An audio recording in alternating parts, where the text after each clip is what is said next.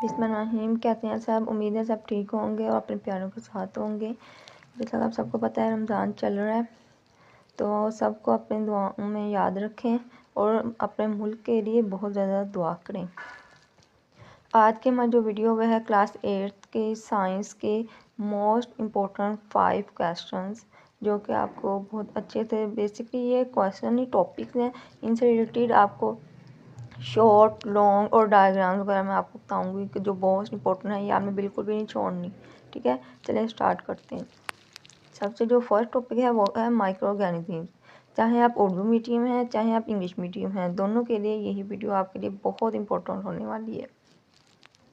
देखिए, जो micro organism हैं इनकी आपने डेफिनेशन करनी है, इसके फ़ायदे, इसके नुकसान और इसकी इकसाम, ये सारा कुछ आपने बहुत अच्छे से कर लेना है। आप समझे ये आपके पेपर में आना ही आना है।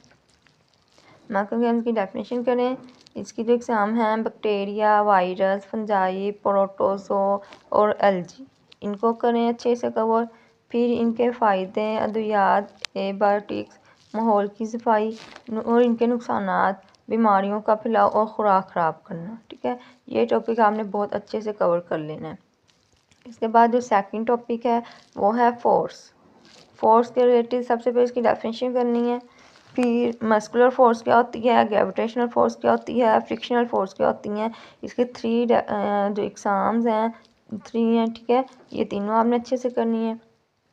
और इसके असरात, शुरू, रोकना, रफ्तार या सीन तब्दील करना, शक्ल बदलना, ये कैसे बदलती हैं सारा। और साथ आपने हर डेफिनेशन के साथ एक एक मिसाल कर लेनी है और इजी करनी है जो रोज़मर्रा में यूज़ होती हैं, ताकि आपको याद रहे। आगे है फोटोसेंसिस। फोटोसेंसिस का अमल कैसे होता है, मोस्ट इम्पोर्टेंट है। इसकी डेफिनेशन करनी है। सूरज की रोशनी, क्लोरोफिल, कार्बन डाइऑक्साइड, पानी, ये कैसे कैसे इन सब की आपने डेफिनेशन कर लेनी है।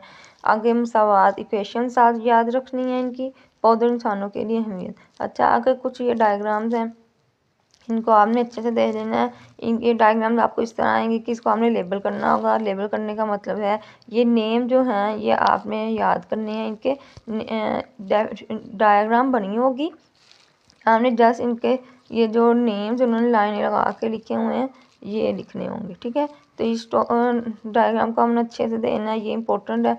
इसके बाद एक ये डायग्राम आ जाएगी, आप चाहे तो इनके स्क्रीनशॉट लेके रख लें, अपनी आपकी बुक्स पे बनी होंगी, आप वहाँ से देखें। जहाँ से आपको आसान लगती है, जहाँ से वर्डिंग इजी लगेगी, आपने वहाँ से कर लेनी। ये थर्ड डायग्राम है इम्पोर्टेंट और ये मोस्ट इम्पोर्टेंट डायग्राम है। ठीक है, इनको आपने छोड़ना नहीं है।